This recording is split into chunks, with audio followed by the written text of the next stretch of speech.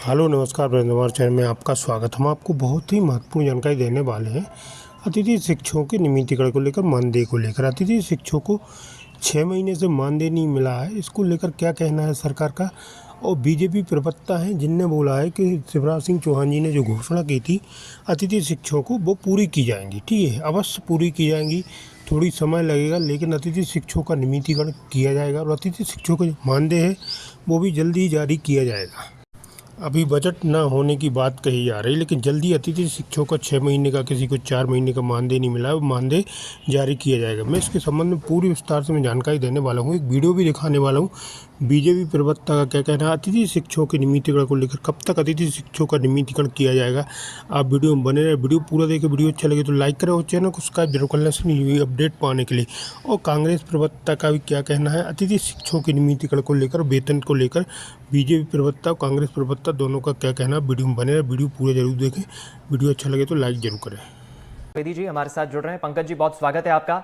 और कांग्रेस से प्रवक्ता, कांग्रेस नेता अभिनव बरोलिया जी हमारे साथ जुड़ रहे हैं। आपका भी बहुत स्वागत है अभिनव जी। और हम जल्द ही एक अतिथि शिक्षक संघ की आवाज बुलंद करने वाले मेहमान से भी जुड़ेंगे, अगर वो हमारे साथ कनेक्ट हो जाते हैं तो। सबसे पहले पंकज जी, चूंकि सत्ता में आपकी पार्टी है, मध्य प्रदेश में आपकी पार्टी की सरकार है, इसके पहले भी थी। वो बात अलग है कि 2018 में जब सत्ता परिवर्तन हुआ, 15 महीनों के लिए कमलनाथ की सरकार आई। ये आजकल की लड़ाई नहीं है। अतिथि शिक्षकों का मसला आपको भी पता होगा, मध्य प्रदेश में लंबे वक्त से अतिथि शिक्षक संघर्ष कर रहे हैं। पहले उन्हें परमानेंट करने की मांग, आवाज बुलंद की गई, लेकिन परमानेंट का रास्ता निकालकर शिवराज सिंह चौहान जो तत्कालीन सीएम थे, उन्होंने कई बड़े ऐलान भी किए थे। लेकिन अब खबरें हैं कि 4 महीने से वेतन तक नहीं मिला है। अतिथि शिक्षक एक बार फिर परेशान हो रहे हैं। आप ही की पार्टी है सत्ता में, कब तक इनकी उम्मीदें पूरी हो जाएंगी? देखिए दीपक, जब ये आपके चैनल ने मध्य प्रदेश के स्कूल शिक्षा मंत्री उदय प्रताप सिंह जी से बात की और मंत्री जी ने स्पष्ट तौर पर आपके संवाददाता से कहा, विधानसभा परिसर में उनकी बातचीत हो रही है, जहां उन्होंने कहा कि वित्त विभाग की कुछ तकनीकी विषय के चलते मध्य प्रदेश के हमारे अतिथि शिक्षक जो भाई बहन हैं, इनके वेतन के कुछ प्रकरण लंबित हैं।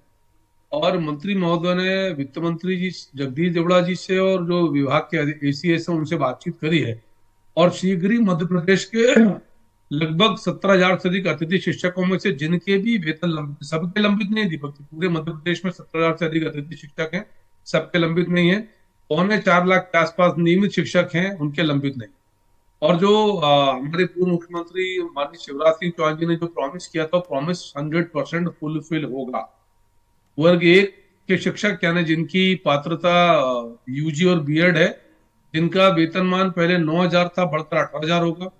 वर्ग 2 के शिक्षक जिनकी योग्यता यूजी और बीएड है, जिनका वेतनमान पहले 7,000 था, बढ़कर 14,000 वेतनमान है। और वर्ग 3 जिसमें 12th पास और हाई स्कोरिंग जो नंबर कर लेकर आता है, जिनका पुराना वेतन जो था 5,000 था मानते, बढ़कर 10,000।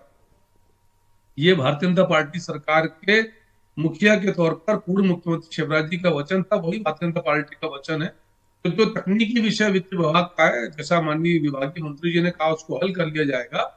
और मध्य प्रदेश में शिक्षक भाई बहन ने किसी भी व्यवस्था के अंग को, यदि कोई क्षणिक या कुछ 1-2 माह के लिए परेशानी है, विसंगति है, तो उसका निराकरण करेंगे। 1-2 महीने चुनाव आचार संहिता में सब जो राजनीतिक कार्यकर्ता थे वहां लगे थे, उससे मुक्त है। प्राथमिकता पर मध्य प्रदेश के अतिथि शिक्षकों का श्रम, उनका मान, उनका सम्मान और उनकी व्यवस्थाएं हैं। तत्काल जो भी उनका भुगतान है, पूरा का पूरा भुगतान उनको शीघ्र किया जाएगा, ये मंत्री जी ने भी कहा और मैं भी भाजपा कार्यकर्ता के नाते आपको आश्वस्त करता हूं। मैं लौटूंगा आपके पास पंकज जी। अभिनव जी से मैं रिएक्शन लूंगा। अभिनव जी, आप इस वक्त विपक्ष में हैं मध्य प्रदेश में, लेकिन मुझे याद है अच्छे से, क्योंकि 2018 का विधानसभा चुनाव जब मैंने कवर किया था, और रणनीतिकार कुछ सियासी जो पकड़ रखते हैं गलियारों में, ये भी खबरें हैं कि 2018 में जो बम्पर वोटिंग आपकी पार्टी को किसानों ने दी थी, किसान कर्ज माफी का एक मसला था, कुछ हद तक अतिथि शिक्षक काफी नाराज थे बीजेपी से कि इतने लंबे वक्त से सत्ता में है, क्यों आवाज बुलंद क्यों नहीं हो रही है। कमलनाथ से काफी उम्मीदें थी 2018 में कि कमलनाथ सत्ता में आएंगे, कांग्रेस सत्ता में आएगी तो शायद अतिथि शिक्षकों का भला होगा। भले ही आपकी सरकार को टेन्योर कम मिला, वक्त कम मिला 15 महीने का, लेकिन अतिथि शिक्षकों के मसले पर उस 15 महीने में कोई खास फैसला हुआ नहीं। और अब विपक्ष में आपकी पार्टी है, तो आवाज किस तरह से बुलंद कर रही है अतिथि शिक्षकों के मसले पर? कांग्रेस का क्या स्टैंड है? देखिए, वो 15 महीने की बात तो सभी जानते हैं किस तरीके से छल कपट के द्वारा हमारी सरकार चली गई। लेकिन अभी फिलहाल जो स्थिति चल रही है हम उस पर बात करें तो बहुत बेहतर होगा, क्योंकि लगातार जिस तरीके से इस प्रदेश में 70 से 80 हजार, लगभग 1 लाख के आसपास अतिथि शिक्षक है जो परेशान है और सड़कों पर लगातार प्रदर्शन कर रहे हैं। उनके साथ कांग्रेस पार्टी लगातार खड़ी है। उमंग सिंगार जी का आपने बयान भी सुना होगा अभी, और हम लगातार उस मुद्दे को उठा भी रहे हैं।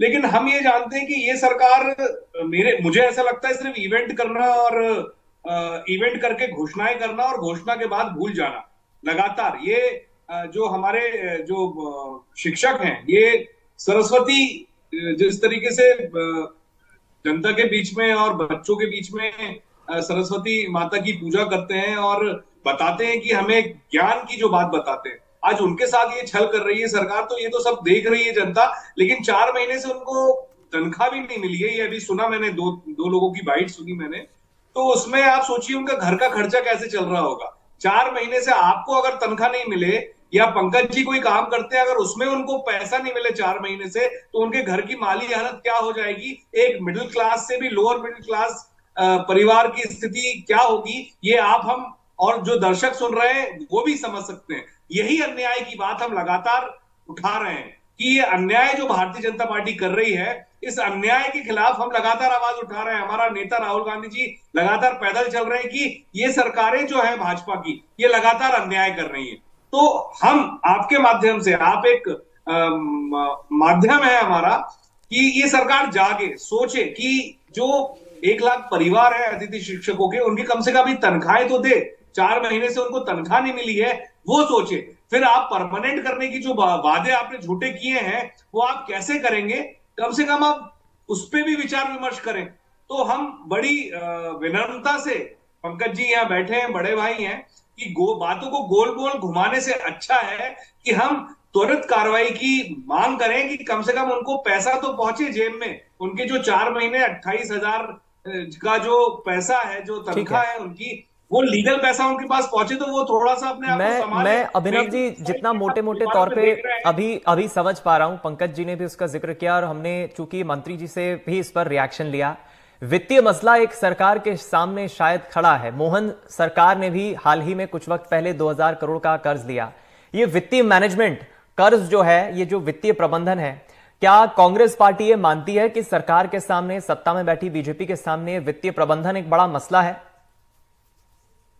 देखिए, वो लोग तो मानते नहीं है, हमेशा कहते हैं कि नहीं नहीं, हमें कोई कमी नहीं है, हमारे पास तो बहुत पैसा है और हम तो सब कर देंगे। तो ऐसी झूठी घोषणाएं करनी नहीं चाहिए। एक तो आप लगातार बोलते जाते हो कि हम ऐसा कर देंगे, हम इतना पैसा दे देंगे, किसानों को हम 3100 दे देंगे, नौकरियां लगा देंगे, सरकारी नौकरियां खाली पड़ी हैं। अरे सरकारी नौकरी लगाना छोड़ो, अभी अतिथि शिक्षक यहाँ पे परेशान है, 4 महीने से उनको तनख्वाह नहीं मिली। वो तनख्वाह बांटने के तो वादे हैं आपके, और आप नई नई बातें करते हैं कि हम ये सिर्फ और सिर्फ इवेंट करना, जनता के टैक्स का पैसा बर्बाद करना, कर्जा लेते जाना लगातार और कर्जा लेके इवेंट करना। अब कर्जा जा कहां रहा है आपका?